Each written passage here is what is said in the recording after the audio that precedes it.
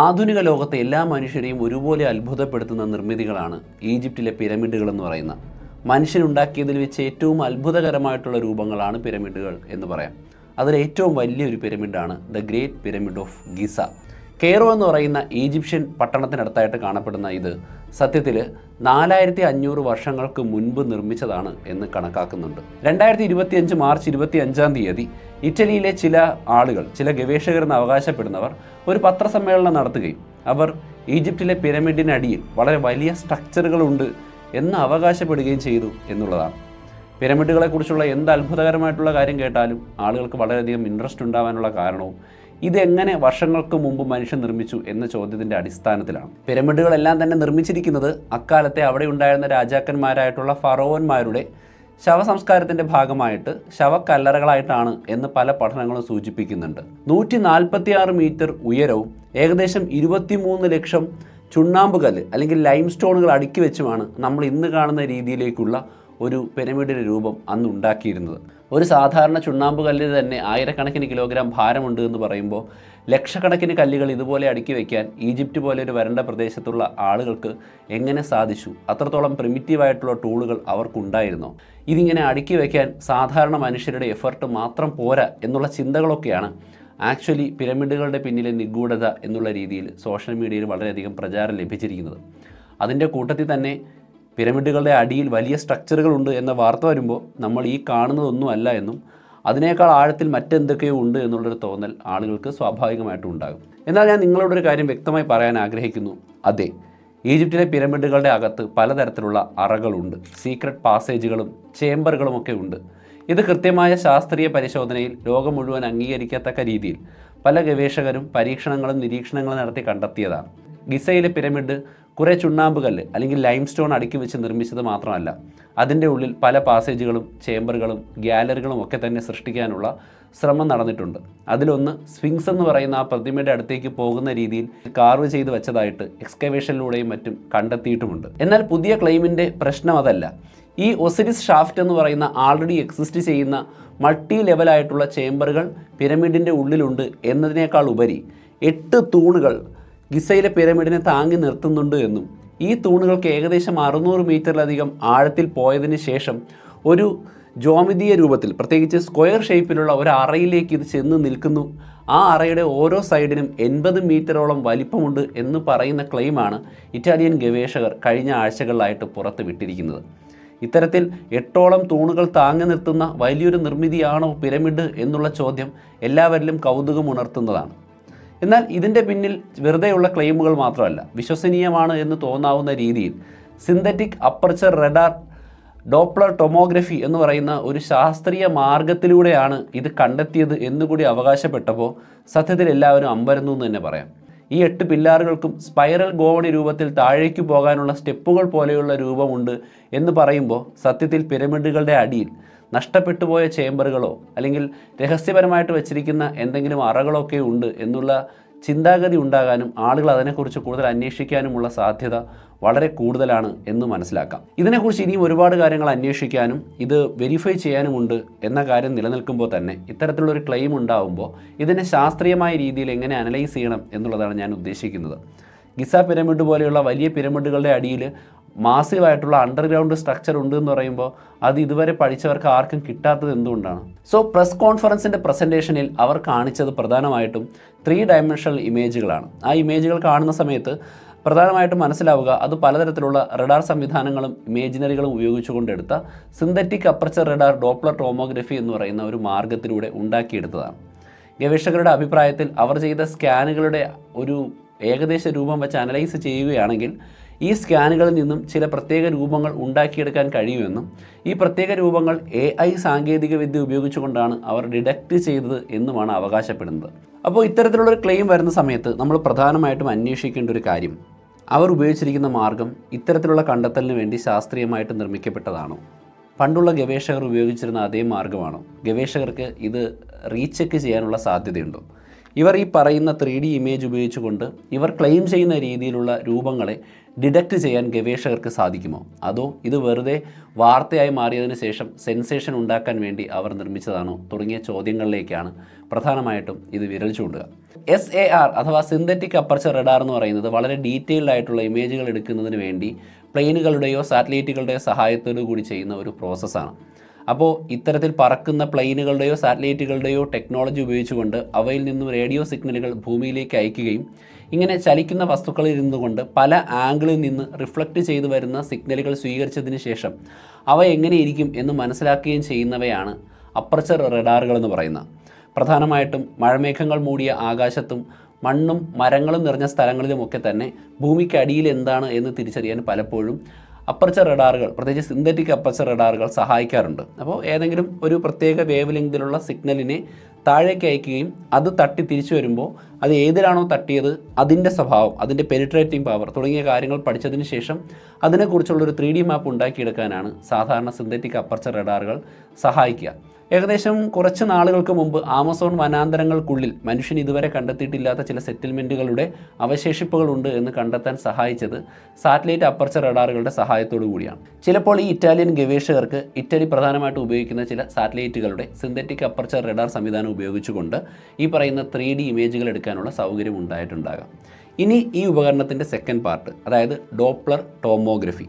ഈ വാക്കിന് നമുക്ക് ആദ്യം ഡിസെക്റ്റ് ചെയ്യാം. ടോമോഗ്രഫി എന്ന് പറയുന്നത് ഏതെങ്കിലും ഒരു വസ്തുവിൻ്റെ ക്രോസ് സെക്ഷന് പല ഡിഫറൻറ്റ് ആംഗിളിൽ നിന്ന് പഠിച്ചതിന് ശേഷം കൂട്ടി യോജിപ്പിച്ചെടുക്കുന്ന ഒരു വ്യൂ, ഒരു ഇമേജിനെയാണ് സത്യത്തിൽ ടോമോഗ്രഫിക്കൽ ഇമേജിംഗ് എന്ന് പറയുന്നത്. ഉദാഹരണത്തിന് നമ്മുടെ ശരീരത്തിൽ CT സ്കാൻ എടുക്കുമ്പോൾ എന്താണ് ചെയ്യുന്നത്? നമ്മൾ കുറേ നേരം ആ മെഷീൻ്റെ അകത്ത് കയറി കിടക്കും. എന്നിട്ട് അതിൻ്റെ അകത്ത് നിന്ന് വരുന്ന സിഗ്നലുകൾ നമ്മളെ പല ആംഗിളിൽ നിന്ന് അടിച്ച് അതിൽ നിന്ന് റിസീവ് ചെയ്യുന്ന ഡാറ്റ ഉപയോഗിച്ചുകൊണ്ട് നമ്മുടെ ബോഡിയുടെ അകംഭാഗം എങ്ങനെയാണെന്ന് 3D ഇമേജ് ചെയ്യും. ഇതുപോലെയാണ് ടോമോഗ്രഫി ഏതെങ്കിലും ഒരു സ്ഥലത്തെ പഠിക്കുന്നത്. പല സ്ഥലത്ത് സെൻസറുകൾ കൊണ്ടുവച്ചതിന് ശേഷം പല ആംഗിളിൽ നിന്ന് സിഗ്നലുകൾ കടത്തിവിടുകയും അത് ഗ്രൗണ്ട് പെനിട്രേറ്റ് ചെയ്ത് പോയിട്ട് തിരിച്ച് റിസീവ് ചെയ്യുമ്പോൾ നമുക്ക് ആ ഒരു സ്ഥലത്തിൻ്റെ 3D ഇമേജ് സോഫ്റ്റ്വെയറുകളുടെ സഹായത്തോടു കൂടി ഉണ്ടാക്കിയെടുക്കാം. ഡോപ്ലർ എഫക്റ്റ് പ്രധാനമായിട്ടും ആസ്ട്രോണമിയിൽ നമ്മൾ ഉപയോഗിക്കുന്നൊരു പദമാണ്. സിമ്പിൾ ലൈഫിൽ നമ്മൾ പറഞ്ഞു കഴിഞ്ഞാൽ ഒരു ആംബുലൻസ് അതിൻ്റെ സൈറൺ അടിച്ച് പോകുന്ന സമയത്ത് ദൂരെ നിന്ന് നമ്മുടെ അടുത്തേക്ക് വരുമ്പോൾ നമുക്ക് ആ ഒരു ഫ്രീക്വൻസി ഡിഫറൻസ് അറിയാൻ പറ്റും. നമ്മളിൽ നിന്ന് ആംബുലൻസ് അകന്നു പോകുമ്പോൾ വീണ്ടും നമുക്ക് ഫ്രീക്വൻസി ഡിഫറൻസ് അറിയാൻ പറ്റും. അതായത് ചലിച്ചുകൊണ്ടിരിക്കുന്ന ഒരു വസ്തുവിൽ നിന്ന് പുറത്തേക്ക് വരുന്ന ശബ്ദവും മറ്റു ഫ്രീക്വൻസികളും ഒക്കെ തന്നെ ആ ഒരു മോഷൻ്റെ അടിസ്ഥാനത്തിൽ ഡിഫറൻ്റ് ആകുന്നില്ലേ? ഇതിനെയാണ് ഡോപ്ലർ എഫക്റ്റ് എന്ന് പറയുന്നത്. സോ ഈ ഒരു ഡോപ്ലർ ടോമോഗ്രഫി എന്ന് പറഞ്ഞു കഴിഞ്ഞാൽ ചലിക്കുന്ന ഒരു വസ്തു അല്ലെങ്കിൽ ഗ്രൗണ്ടിൽ നിന്ന് വരുന്ന ഏതെങ്കിലും സീസ്മിക് ആക്ടിവിറ്റി അല്ലെങ്കിൽ വൈബ്രേഷൻ, ഇതിനെയൊക്കെ കൃത്യമായി പഠിച്ചതിന് ശേഷം അതിൻ്റെ ലൊക്കേഷനും അതിൻ്റെ സ്വഭാവവും പഠിക്കുന്ന ഒരു സംവിധാനമാണ്. അപ്പോൾ ഇതിനെ രണ്ടിനെയും കമ്പൈൻ ചെയ്ത ഒരു 3 ഡയമെൻഷണൽ വ്യൂ ആണ് സത്യത്തിൽ ഈ പറയുന്ന ഇറ്റാലിയൻ ഗവേഷകർ പിരമിഡിൻ്റെ അടിയിൽ പില്ലേറുകളുണ്ട് അല്ലെങ്കിൽ തൂണുകളുണ്ട് എന്നുള്ള അർത്ഥത്തിൽ പുറത്തേക്ക് കൊണ്ടുവന്നിരിക്കുന്നത്. അപ്പോൾ ഇവിടെയാണ് ചില പ്രശ്നങ്ങളുള്ളത്. അതായത് ഇവർ തരുന്ന ചിത്രത്തിൽ നിന്നും കൃത്യമായി നമ്മൾ വിചാരിക്കുന്ന രീതിയിലുള്ള രൂപങ്ങൾ തന്നെ ഉണ്ടാക്കിയെടുക്കാനുള്ള സാങ്കേതിക വിദ്യ ഉണ്ടോ? അതായത് ഈ കാണുന്ന ഇമേജാണ് സത്യത്തിൽ അവർ കാണിച്ച 3D ഇമേജിങ്. ആ ഒരു ഇമേജിൻ്റെ അകത്ത് കയറി ചെന്നിട്ട് ഈ കാണുന്ന ഫ്രീക്വൻസി ഡിഫറൻസ് പില്ലേറുകളാണ്, ഈ കാണുന്നത് ഗോവണികളാണ് അല്ലെങ്കിൽ സ്പൈറൽ ഷേപ്പിലുള്ള സ്റ്റെപ്പുകളാണ് അല്ലെങ്കിൽ ലാഡറുകളാണ്, ഇതിൻ്റെ ഏറ്റവും അടിഭാഗത്ത് 2 കിലോമീറ്റർ വരെ ആഴത്തിലേക്ക് പോയി കഴിഞ്ഞാൽ പല സ്ട്രക്ചറുകൾ കാണാം എന്ന് അവകാശപ്പെടുമ്പോൾ അത് സത്യത്തിൽ ഈ പറയുന്ന ടെക്നോളജി ഉപയോഗിച്ചുകൊണ്ട് എഫക്റ്റീവ് ആണോ എന്ന് നോക്കണം. നമ്മളീ പറയുന്ന ഗ്രൗണ്ട് പെനിട്രേറ്റിംഗ് റഡാറുകളായാലും അപ്പർച്ചർ റഡാറുകളായാലും ഡോപ്ലർ ടോമോഗ്രഫിക് ഉപകരണങ്ങളായാലും 2 കിലോമീറ്റർ ആഴത്തിൽ ഭൂമിയുടെ അടിയിൽ എന്തുണ്ട് എന്ന് മനസ്സിലാക്കാൻ നമുക്ക് സാധിക്കില്ല. കാരണം അത്രത്തോളം പെനിട്രേറ്റിംഗ് പവർ ഒന്നും ഉള്ള ഉപകരണങ്ങളല്ല ഇവയൊന്നും. ഭൂമിയുടെ അടിയിലേക്ക് പോകുമ്പോൾ കട്ടി കൂടിയ ലൈം സ്റ്റോണുകളും മറ്റും ഉണ്ട് എന്നുള്ളത് വാസ്തവമാണ്.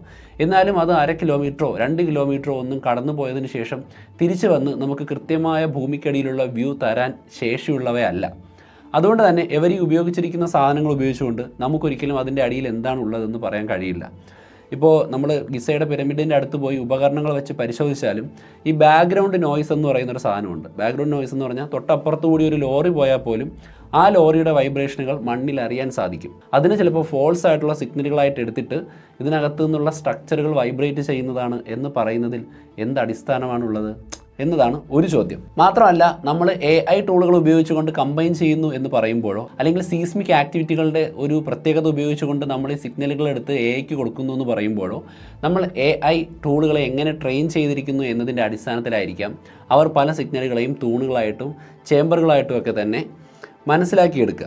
അതുകൊണ്ട് ഇവർ ഉപയോഗിച്ചിരിക്കുന്ന മെത്തേഡുകൾ പബ്ലിക്കിന് അവൈലബിൾ ആക്കിയിട്ടില്ല എന്നുള്ളതും ഇവരിത് കമ്പൈൻ ചെയ്യാൻ ഉപയോഗിച്ചിരിക്കുന്ന സോഫ്റ്റ്വെയർ പ്രൈവറ്റ് ആവശ്യത്തിന് വേണ്ടി മാത്രം ഉപയോഗിക്കുന്നതാണ് എന്ന് പറയുന്നതിലൂടെ മറ്റാളുകൾക്ക് ഇതിൽ പീർ റിവ്യൂ എന്ന് പറയുന്ന ഒരു പ്രോസസ്സിലേക്ക് കടക്കാൻ കഴിയില്ല. അതായത് നമ്മളൊരു സയൻറ്റിഫിക് ഡിസ്കവറി നടത്തി കഴിഞ്ഞാൽ അത് ബാക്കിയുള്ളവർക്ക് ബോധ്യപ്പെടുന്ന രീതിയിൽ ഡാറ്റ ലഭ്യമാകണം. നമ്മൾ ഏത് തരത്തിലുള്ള പ്രൊസീജിയറാണോ ഫോളോ ചെയ്തത് അത് സംശയമുള്ള എല്ലാവർക്കും ഫോളോ ചെയ്തിട്ട് കൃത്യമായ സ്പെക്കുലേഷൻ ഉണ്ടാക്കാൻ സാധിക്കണം. അങ്ങനെ അല്ലെങ്കിൽ എപ്പോഴും ഇതൊരു ഫേക്ക് ആയിട്ടുള്ളൊരു വാദമാണ് എന്നുള്ള രീതിയിലേക്ക് പോകാൻ സാധ്യതയുണ്ട്. ഇനി അടുത്ത് ചെയ്യാൻ കഴിയുന്നത് ഈ ക്ലെയിം നടത്തിയ സയൻറ്റിസ്റ്റുകൾ റെക്കഗ്നൈസ്ഡ് ആയിട്ടുള്ള ഒരു ഒഫീഷ്യൽ റിസർച്ചേഴ്സ് തന്നെയാണോ എന്നുള്ള ചോദ്യമാണ്. ഇപ്പോൾ ഞാനൊരു തിയറിയുമായിട്ട് വന്നു കഴിഞ്ഞാൽ ഞാൻ വെക്കുന്ന തിയറി ശരിയാണോ തെറ്റാണോ എന്നെൻ്റെ പാസ്റ്റിലെ കാര്യങ്ങൾ നോക്കിയല്ല മനസ്സിലാക്കേണ്ടത്.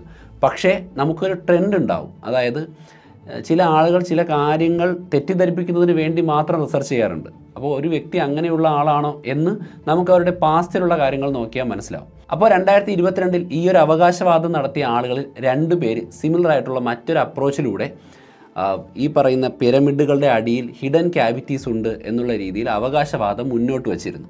അപ്പോൾ അവർ കൊണ്ടുവന്നത് ഇതിൻ്റെ വേറൊരു വെർഷനായിട്ടുള്ള ഒരു 3D ഇമേജിംഗ് ആയിരുന്നു. അതായത് ഇതുപോലെ ഇരിക്കും. ഇങ്ങനെ കാണുന്ന ചുവപ്പും മഞ്ഞയും നീലയും കലർന്ന ഒരു ഇമേജിൽ നിന്നാണ് അവർ പിരമിഡിൻ്റെ അടിയിൽ മറ്റു ചില ചേംബറുകൾ ഉണ്ട് എന്നുള്ള കൺക്ലൂഷനിലേക്ക് എത്തിച്ചേർന്നത്. പക്ഷേ അത് മിസ്ഇൻഫർമേഷൻ ആണ് എന്നും അതിൽ നിന്ന് നമുക്ക് ആവശ്യമുള്ളത് മാത്രം എടുത്തിട്ട് അനാവശ്യമായത് കളഞ്ഞ് ഡാറ്റ ഉണ്ടാക്കാൻ പറ്റില്ല എന്നുള്ളൊരു രീതിയിലേക്ക് എത്തിച്ചേരുകയും പീർ റിവ്യൂ ചെയ്ത സമയത്ത് 2022 ഇതേ റിസർച്ചേഴ്സ് കൊണ്ടുവന്ന ആർഗ്യുമെൻറ്റ് ഡിസ്കാർഡ് ചെയ്യുകയും ചെയ്തു. ഇതിൽ പ്രധാനമായിട്ട് ഫിലിപ്പോ ബയോണ്ടി എന്ന് പറയുന്ന ഒരു വ്യക്തിയും കൊറാഡോ മലങ്ക എന്ന് പറയുന്ന 2 പേരുമാണ് സത്യത്തിൽ 2022 റിസർച്ച് കൊണ്ടുവന്നിട്ട് ഫെയിലായത്. ഇവർ തന്നെ ഇൻഡിവിജ്വലി കൊണ്ടുവന്ന ചില കാര്യങ്ങൾ നമുക്ക് നോക്കാം. ഫിലിപ്പോ ബയോണ്ടി എന്ന് പറയുന്ന ഗവേഷകൻ സത്യത്തിൽ electronic engineering department in Glasgow എന്നാണ് വിശേഷിപ്പിക്കുന്നത്. അദ്ദേഹത്തിൻ്റെ സ്വയം എഡ്യൂക്കേഷണൽ മേഖലയെ വിശേഷിപ്പിക്കുന്നത്. മാത്രമല്ല അദ്ദേഹം ചില പേറ്റൻറ്റുകൾക്ക് വേണ്ടി അപ്ലൈ ചെയ്യുകയും ഒരു സ്പെഷ്യൽ ടോമോഗ്രാഫിക് ടെക്നോളജി അദ്ദേഹം വികസിപ്പിച്ചെടുത്തു എന്നുള്ള രീതിയിൽ അവകാശവാദം ഉന്നയിക്കുകയും ചെയ്തു. പക്ഷേ ഇങ്ങനെ ഒരു പേറ്റൻറ്റിന് അപ്ലൈ ചെയ്തത് വേറെ ഗവേഷണ സ്ഥാപനങ്ങൾ ഉപയോഗിക്കുകയോ അദ്ദേഹത്തിൻ്റെ പേറ്റൻറ്റിൻ്റെ ആ ഒരു അടിസ്ഥാന കാരണമായിട്ടുള്ള ടെക്നോളജി ഉപയോഗിച്ച് മറ്റ് പഠനങ്ങൾ നടക്കുകയോ ചെയ്തില്ല. ചിലപ്പോൾ ബയാസ് കൊണ്ടോ അല്ലെങ്കിൽ അദ്ദേഹത്തിന് എന്തെങ്കിലും ഫിനാൻഷ്യൽ സപ്പോർട്ട് കിട്ടുമെന്ന് വിചാരിച്ചത് കൊണ്ടോ ആയിരിക്കാം ചിലപ്പോൾ അങ്ങനെയൊന്ന് ഫയൽ ചെയ്തത്. സോ അദ്ദേഹത്തിൻ്റെ ഒരു ബാക്ക്ഗ്രൗണ്ട് നോക്കുന്ന സമയത്ത് ക്രെഡിബിൾ ആയിട്ടുള്ള രീതിയിലുള്ള മറ്റ് പ്രോഗ്രസ് ഒന്നും അദ്ദേഹത്തിൻ്റെ ബാക്ക്ഗ്രൗണ്ടിലില്ല. രണ്ടാമത്തെ വ്യക്തി എന്ന് പറയുന്നത് കൊറാഡോ മലങ്ക എന്ന് പറയുന്ന ഒരാളാണ്. അദ്ദേഹം കുറച്ചുകൂടെ കോൺട്രവേഴ്സീവ് ആയിട്ടുള്ളൊരു ഫിഗറാണ്. അതായത് യൂണിവേഴ്സിറ്റി ഓഫ് പിസയിൽ അദ്ദേഹം വർക്ക് ചെയ്തിട്ടുണ്ട് എന്ന് പറയുന്നുണ്ട്. അക്കാഡമിക് സർക്കിൾസിൻ്റെ ഔട്ടറിൽ നിന്ന് നോക്കിക്കഴിഞ്ഞാൽ പലപ്പോഴും ഏലിയൻ അബ്ഡക്ഷനുമായി ബന്ധപ്പെട്ട തിയറികൾ പലയിടത്തായിട്ട് അദ്ദേഹം കൊണ്ടുവരുന്നതായിട്ട് കാണാം. ഏലിയൻ ആക്റ്റീവ് മെമ്മറി എന്ന് പറയുന്ന മേഖലയിൽ അദ്ദേഹം റിസർച്ച് ചെയ്യുന്നതായിട്ടും മനുഷ്യനെ ഏലിയൻസിനെ മാനിപ്പുലേറ്റ് ചെയ്യാൻ കഴിയുന്നുണ്ട് എന്നും സോൾ കമ്പോണൻ്റ് അതായത് ആത്മാവ് എന്ന് പറയുന്നൊരു സാധനം ഉണ്ട് എന്നും ഇതിനെ ഏലിയൻസിന് മിസ്യൂസ് ചെയ്യാൻ കഴിയും എന്നുള്ള രീതിയിൽ പലതരത്തിൽ അദ്ദേഹം സംസാരിക്കുകയും മെയിൻ സ്ട്രീം സയൻറ്റിസ്റ്റുകളുമായിട്ടുള്ള ഡിസ്കഷൻ നടത്തുകയും ചെയ്യുന്നതിനെക്കുറിച്ചൊക്കെ റിപ്പോർട്ടുകൾ അവൈലബിൾ ആണ്. സോ ഇവർ സയൻറ്റിഫിക് കമ്മ്യൂണിറ്റിയിൽ റെപ്യൂട്ടഡ് ആയിട്ടുള്ള ഒരു ക്രെഡിബിലിറ്റി ഉള്ള ആളുകളാണോ എന്ന് ചോദിച്ചു കഴിഞ്ഞാൽ പാസ്റ്റ് അങ്ങനെയല്ല. പക്ഷേ ഒരിക്കലും അവരുടെ പാസ്റ്റ് വെച്ച് നമുക്ക് പ്രസൻറ്റിനെ വാലിഡേറ്റ് ചെയ്യാൻ പറ്റില്ല. എങ്കിലും അവർ കൊണ്ടുവന്ന സെറ്റപ്പുകളെ നമുക്ക് പീർ റിവ്യൂ ചെയ്യാനോ അടിസ്ഥാനപരമായിട്ട് ഇപ്പോഴുള്ള പഠനങ്ങളുമായിട്ട് ഒത്തുപോകുമോ എന്ന് നോക്കാനും നമ്മൾ ശ്രമിച്ചു കഴിഞ്ഞാൽ ഇതുവരെയുള്ളൊരു പല സയൻറ്റിസ്റ്റുകളുടെയും ഭാഗത്തു നിന്നുള്ളൊരു ആർഗ്യുമെൻ്റ് അനുസരിച്ച് ഇവർ കൊണ്ടുവന്ന കാര്യത്തിന് കൃത്യമായ എവിഡൻസ് ഒന്നും അവൈലബിൾ അല്ല. അതെന്തുകൊണ്ടാണ്? പലപ്പോഴും നമ്മൾ പിരമിഡുകളെക്കുറിച്ച് പഠിക്കുന്നത് മ്യൂൺ ടോപ്പോഗ്രഫി എന്ന് പറയുന്ന ഒരു സർവേ മെത്തേഡ് ഉപയോഗിച്ചുകൊണ്ടാണ്. മ്യൂൺസ് എന്ന് പറയുന്നത് ഔട്ടർ സ്പേസിൽ നിന്ന് വരുന്ന ഒരു പർട്ടിക്കുലർ പാർട്ടിക്കിളാണ്. പ്രത്യേകമായി പറഞ്ഞു കഴിഞ്ഞാൽ സബ് അറ്റോമിക് പാർട്ടിക്കിളുകളാണ്. ഈ മ്യൂണുകൾക്ക് പല വസ്തുക്കളെയും പെനിട്രേറ്റ് ചെയ്ത് പോകാൻ സാധിക്കും. അപ്പോൾ നമ്മൾ പിരമിഡിൻ്റെ അകത്ത് പല സെൻസറുകൾ സ്ഥാപിക്കുകയാണെങ്കിൽ പിരമിഡിലൂടെ മ്യൂണുകൾ കടന്നു പോകുമ്പോഴും അപൂർവം ചില മ്യൂണുകളെ പിരമിഡിൻ്റെ ലൈം സ്റ്റോണുകളും മറ്റും അബ്സോർബ് ചെയ്യും. സോ നമ്മൾ സെൻസ് ചെയ്യുന്ന സമയത്ത് അല്ലെങ്കിൽ സെൻസറുകൾ ഉപയോഗിക്കുന്ന സമയത്ത് എന്തെങ്കിലുമൊക്കെ സ്ട്രക്ചറുകൾ ഉണ്ടോ അല്ലെങ്കിൽ അകത്ത് ഹിഡൻ ക്യാവിറ്റീസ് ഉണ്ടോ എന്നൊക്കെ മ്യൂൺ സ്റ്റഡി വഴിയാണ് സാധാരണ പിരമിഡുകളെക്കുറിച്ച് പഠിക്കുമ്പോൾ മനസ്സിലാക്കുക.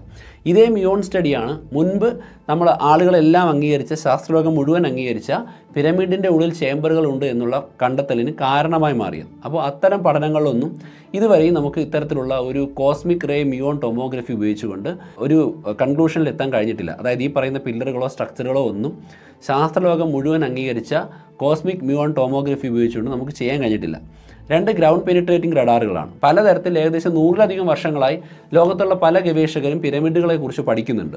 അതിനുവേണ്ടി പലതരത്തിലുള്ള ഗ്രൗണ്ട് പെനിട്രേറ്റിംഗ് റഡാറുകൾ ഉപയോഗിക്കുന്നുണ്ട്.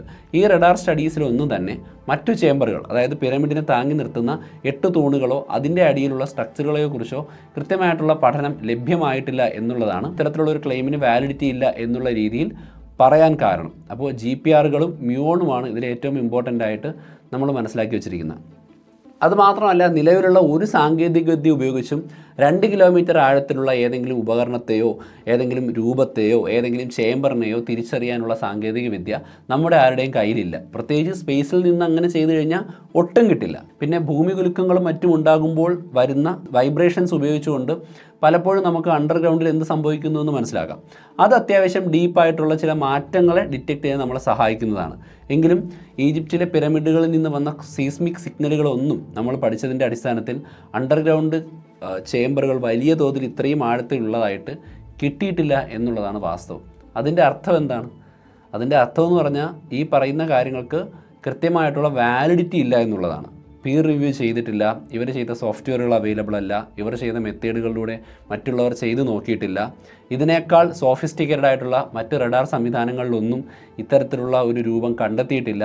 എന്നിവയൊക്കെ നോക്കുമ്പോൾ ഒരുപക്ഷെ ഇനിയും ഈ മേഖല ഇമ്പ്രൂവ് ചെയ്യേണ്ടതുണ്ട്. അല്ലെങ്കിൽ ഈ ഒരു ഫീൽഡിൽ ഇത്തരം ഗവേഷകർക്ക് കൂടുതൽ ഫണ്ടിങ് കിട്ടുന്നതിന് വേണ്ടി ചിലപ്പോൾ ഇറക്കുന്ന ഒരു ബയാസ്ഡ് ആയിട്ടുള്ള ഒരു സ്റ്റോറിയാണോ എന്ന സംശയവും നിലനിൽക്കുന്നുണ്ട്. ഇനി തിരിച്ച് ഇവർ കണ്ടെത്തിയ കാര്യം ശരിയാണെങ്കിൽ നമ്മൾ പിരമിഡുകളെക്കുറിച്ച് മനസ്സിലാക്കിയതിൽ ഒരുപാട് വ്യത്യാസം ഉണ്ടാകും. ഏകദേശം 146 മീറ്റർ മാത്രം ഉയരമുള്ള 23 ലക്ഷം കല്ലുകൾ കൊണ്ടുണ്ടാക്കിയ ഒരു രൂപത്തിനെ താങ്ങി നിർത്താൻ ഇത്രയും ആഴത്തിൽ മണ്ണെടുത്ത് 600 മീറ്റർ ആഴത്തിൽ തൂണൊക്കെ ഇട്ട് അതിൻ്റെ അടിയിൽ ജിയോമെട്രിക്കൽ രൂപങ്ങൾ ഉണ്ടാക്കിയിട്ടുണ്ട് എങ്കിൽ ഈജിപ്ഷ്യൻകാർ ചില്ലറക്കാരല്ല. ആ ഒരു പ്രോസസ്സിൽ നിന്ന് എക്സ്ട്രാക്ട് ചെയ്ത പാറക്കഷ്ണങ്ങളും വസ്തുക്കളും എവിടെ പോയി എന്നുള്ളതും ഇതെങ്ങനെ ഇത്രയും സ്റ്റേബിളായിട്ട് നിൽക്കുന്നു തുടങ്ങിയ ഒരുപാട് ചോദ്യങ്ങളെക്കുറിച്ച് വീണ്ടും സംശയങ്ങൾ ഉണ്ടാവുകയും 4500 വർഷങ്ങൾക്ക് മുമ്പ് മനുഷ്യൻ ഒറ്റയ്ക്കാണോ ഇതെല്ലാം ചെയ്തത്, വേറെ ആരുടെയെങ്കിലും സപ്പോർട്ട് ഉണ്ടായിരുന്നോ തുടങ്ങിയ ഒരുപാട് ചോദ്യങ്ങൾ ഉയർന്നു വരാൻ സാധ്യതയുണ്ട്. പക്ഷേ നിലവിൽ അങ്ങനെയൊന്നും വിശ്വസിക്കുന്നതിന് കാരണമായിട്ടുള്ള ഒന്നും ലഭ്യമല്ല. അതുകൊണ്ട് തന്നെ മിക്കവാറും ഇതും മുമ്പ് മെക്സിക്കോയിലെ ഏലിയൻ്റെ ബോഡി കണ്ടെത്തി എന്ന് അവകാശപ്പെട്ടുകൊണ്ട് ഒരു കൂട്ടം ആളുകൾ മുന്നോട്ട് വന്നതുപോലെ ഒരു ഫോൾസ് ആയിട്ടുള്ള ക്ലെയിം ആകാനാണ് സാധ്യത കൂടുതൽ. അല്ലാത്ത പക്ഷം കൂടുതൽ പഠനങ്ങളിലൂടെ ഇവർ തന്നെയാണ് ഇത് തെളിയിക്കേണ്ടത്.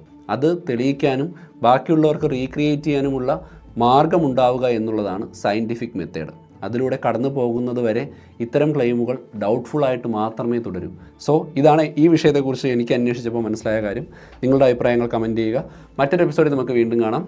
അതുവരെ